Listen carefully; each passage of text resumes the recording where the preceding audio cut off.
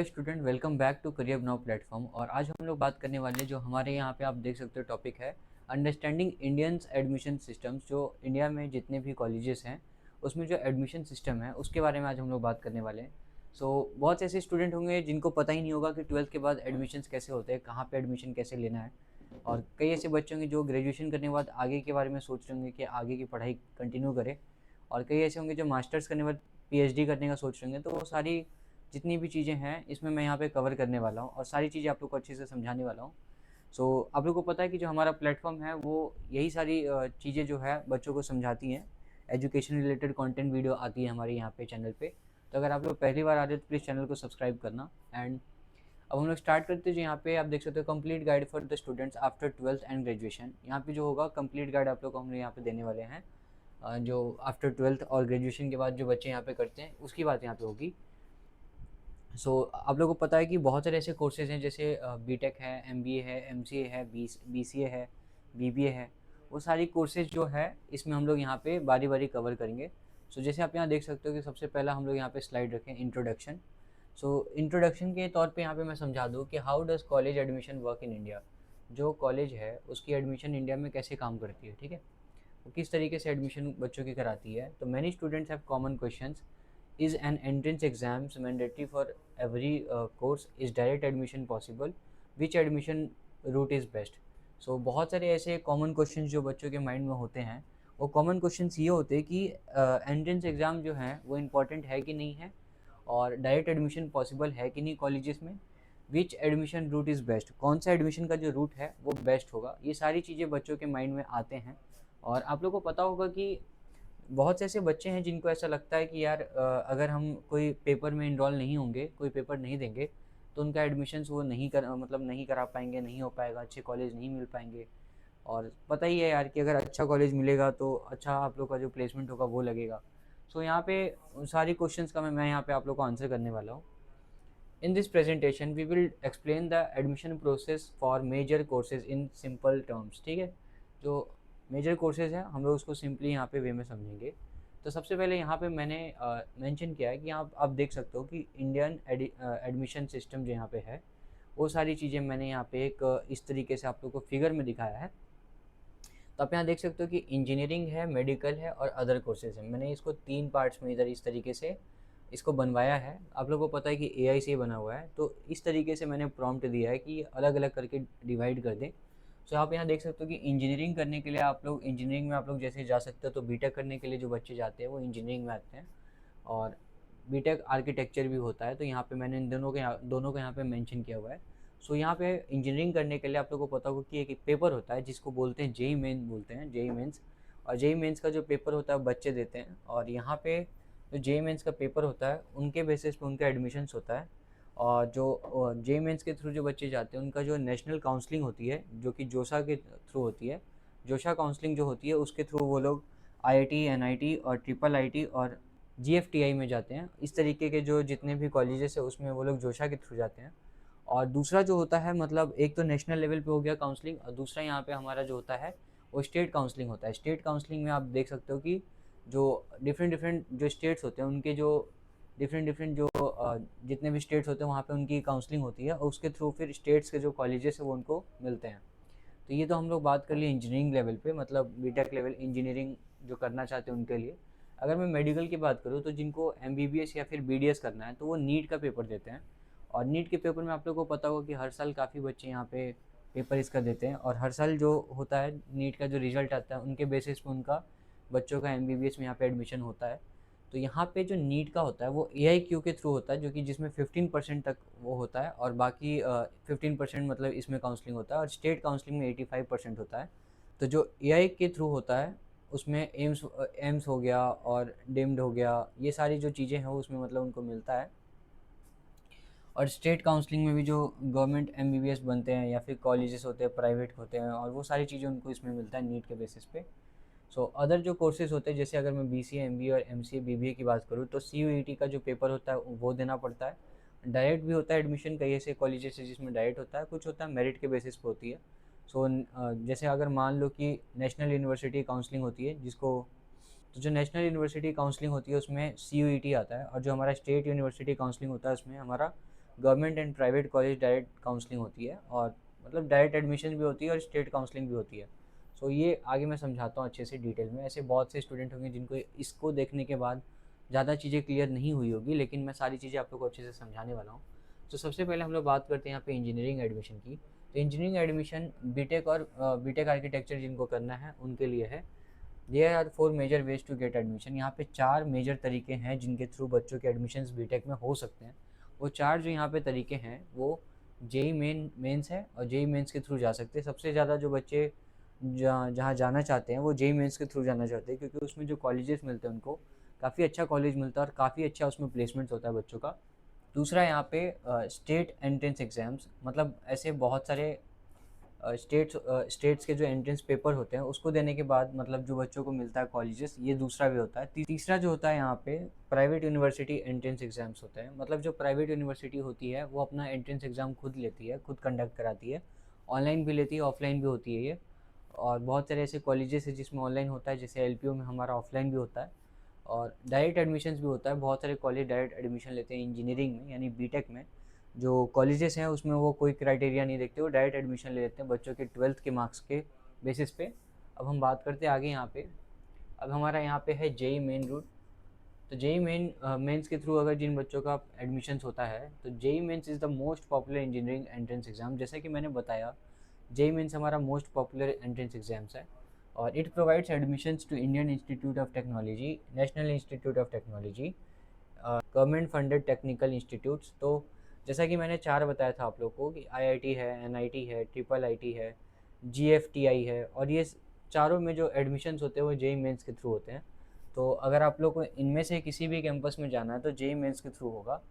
अब हम बात करते हैं काउंसलिंग प्रोसेस की। तो जो काउंसलिंग प्रोसेस होता है वो जोशा के थ्रू होती है, और एक तो जोशा के थ्रू होगी नेशनल लेवल पे, दूसरा स्टेट, अगर स्टेट काउंसलिंग होती है, स्टेट अलग अलग स्टेट्स की होती है। सो ये दो हमारा, हाँ मैंने बता दिया। अब बात करते हैं यहाँ पे state and private university route की। जैसे मान लो कि ऐसे बहुत सारे ऐसे कॉलेजेस हैं जिनका जो होता है कि वो खुद का एंट्रेंस एग्ज़ाम लेती है, ठीक है। मान लो कि कई ऐसे बच्चे जो जेईई मेंस का पेपर नहीं निकाल पाते हैं, ऐसा नहीं है कि सारे बच्चे निकाल लेंगे, ये सबको पता है कि पॉसिबल नहीं है। और यहाँ पे स्टेट एंट्रेंस एग्ज़ाम्स हैं। तो स्टेट एंट्रेंस एग्ज़ाम्स की बात करते हैं कि हर एक स्टेट अपना अपना एक एंट्रेंस एग्ज़ाम्स लेता है, जिस एग्ज़ाम्स में क्या होता है कि जैसे वो बच्चे जो होते हैं वो स्टेट के जो एंट्रेंस एग्ज़ाम क्लियर करते हैं, उसके बाद जो उनका स्टेट में जो कॉलेजेस होते हैं वो मिलता है। जैसे यहाँ पे अलग अलग स्टेट्स का यहाँ पे बात हो रहा है, एम एच टी कैट और डब्ल्यू बी जेई और के सी ई टी, ये सारे जो अलग अलग स्टेट्स हैं जो अपना पेपर लेती है। प्राइवेट यूनिवर्सिटी एग्ज़ाम्स में कुछ ऐसे होते हैं जो वो अपना प्राइवेट यूनिवर्सिटी अलग पेपर लेते हैं। तो ये तो स्टेट की बात होगी। कुछ अलग तरीके से अगर एडमिशन्स लेना है, मतलब जेई मेंस को छोड़ के जो और भी तरीके हैं मैं उनकी बात कर रहा हूँ। तो यहाँ पे तो एक तो स्टेट्स जैसा मैंने बता दिया, दूसरा यहाँ पे कि प्राइवेट यूनिवर्सिटी एग्ज़ाम्स होते हैं। जो प्राइवेट यूनिवर्सिटी एग्ज़ाम्स होते हैं, जैसे वीआईटी अपना अलग पेपर लेती है और एसआरएम इंस्टीट्यूट अलग लेता है, तो एसआरएम जेई होता ही है। तो ये कुछ इस तरीके से सब अपना अपना पेपर लेते हैं ताकि बच्चों के एडमिशन्स करा सके। और जिस जिस तरीके से जेई इंपॉर्टेंट है अच्छे कॉलेज में जाने के लिए, उसी तरीके से जो अच्छे अगर प्राइवेट इंस्टीट्यूट में जाना है, जैसे वीआईटी में जाना है, तो ये सब पेपर दे के ही जाना होगा, क्योंकि वहाँ पे ऐसे इस तरीके से एडमिशन नहीं मिलता है, डायरेक्ट एडमिशन। बट कुछ ऐसे कॉलेजेस हैं जहाँ पे आप लोग को डायरेक्ट एडमिशन मिल जाएगा। सो यहाँ पे मैंने वो लास्ट में लिख दिया है कि जैसे direct admissions is also available in many private colleges, ठीक है। सो इन बातों का ध्यान रखना है। अब हम बात करते हैं मेडिकल की। मेडिकल एडमिशन होता है हमारा एमबीबीएस अगर कोई करना चाहता है, बीडीएस करना चाहता है, तो उसके लिए होता है। सो अगर मेडिकल एडमिशन की अगर मैं बात करूँ तो जो मेजर, जो सबसे ज़्यादा जहाँ बच्चे इनरोल होते हैं वो नीट के पेपर में होते हैं। जो कि नीट का पेपर वो क्लियर करते हैं, तो नीट के पेपर के बाद जो उनका मार्क्स होता है उसके बेसिस पे उनको कॉलेजेस मिलता है। और जो मैंने बताया था कि एआईक्यू के थ्रू उनका होता है, मतलब काउंसलिंग होती है जो कि 15% होती है, और स्टेट कोटा होता है 85%। तो ये इस तरीके से ये होता है। तो काउंसलिंग जो होती है वो एमसीसी काउंसलिंग होती है और स्टेट काउंसलिंग होती है। तो उसके उसके थ्रू इनको एडमिशन्स मिलता है, तब जाके ये एमबीबीएस में इनरोल हो पाते हैं। अब बात करता हूँ मैं एमबीए की। जितने भी प्राइवेट कॉलेजेस हैं, आप लोगों को पता होगा कि प्राइवेट कॉलेजेस में एमबीए की एडमिशन सबसे ज़्यादा होती है। एमबीए करने वाले जितने भी बच्चे होते हैं वो हर एक साल कैट का पेपर देते हैं, और कैट का पेपर देने के बाद वो अच्छे कॉलेज में जाने का सोचते हैं, ठीक है।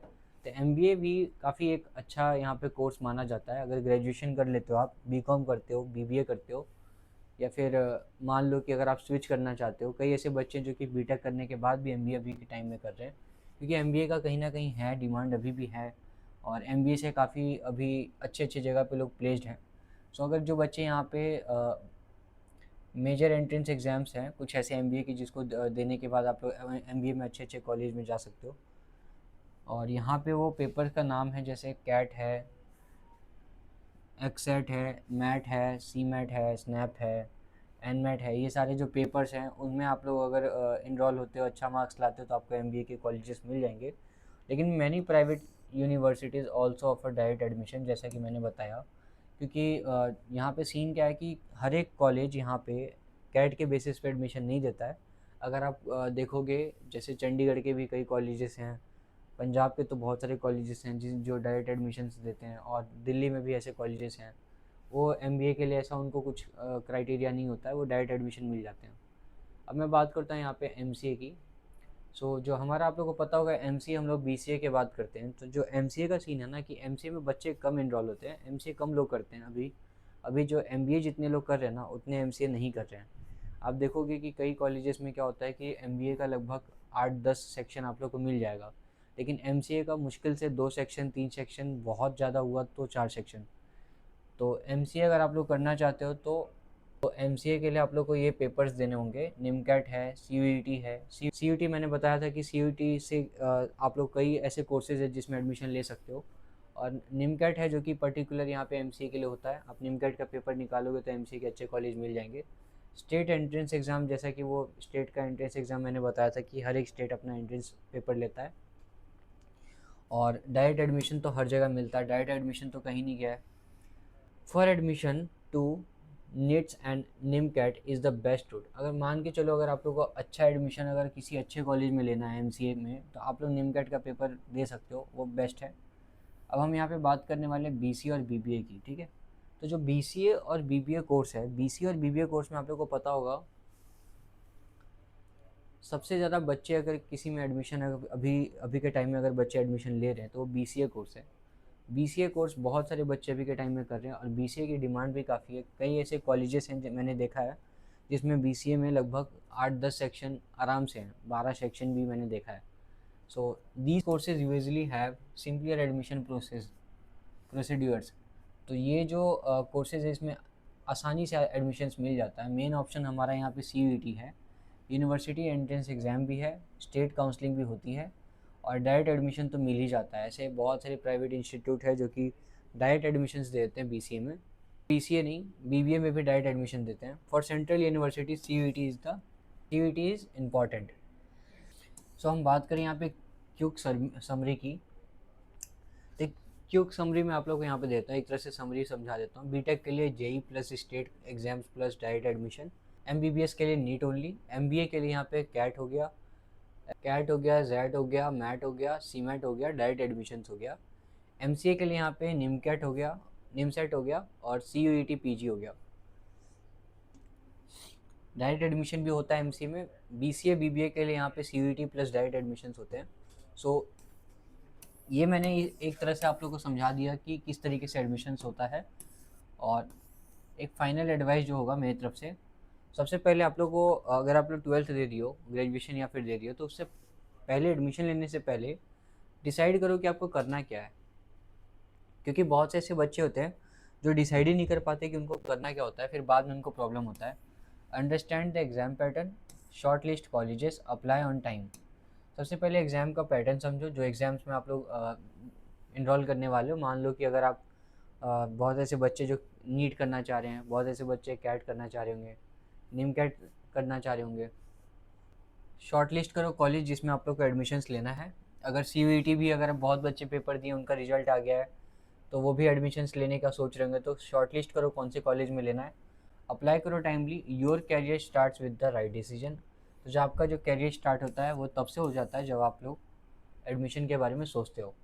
Call to action need. अगर मान लो कि आप में से ऐसे कई बच्चे होंगे जिनको नहीं समझ में आ रहा होगा कहाँ एडमिशन ले, क्या करे नहीं करे, तो उन बच्चों के लिए भाई मैं ये नंबर डाल दिया यहाँ पे, आप कॉल कर सकते हो नीचे आप लोग को डिस्क्रिप्शन में भी नंबर मिल जाएगा, कमेंट सेक्शन में भी नंबर मिल जाएगा, आप हमसे पूछ सकते हो, हम सारी चीज़ें आपको समझाएंगे कहाँ एडमिशन लेना है, कैसे लेना है। CUET के भी बेसिस पे हम बताएंगे कि कौन सा कॉलेज आप लोगों को सही मिलेगा। कोई इशू होता है आप डायरेक्ट मुझसे बात कर सकते हो, मैं आप लोगों को अच्छे से सारा चीज़ यहाँ पे गाइड कर दूंगा। सो आई होप आप लोग को ये वीडियो सही लगा होगा। एक तरह से ये मैं आप लोगों को समझाने के लिए बनाया था, और इसी तरह चैनल पे वीडियो आता रहेगा। मिलते हैं नेक्स्ट वीडियो में, तब तक के लिए गुड बाय।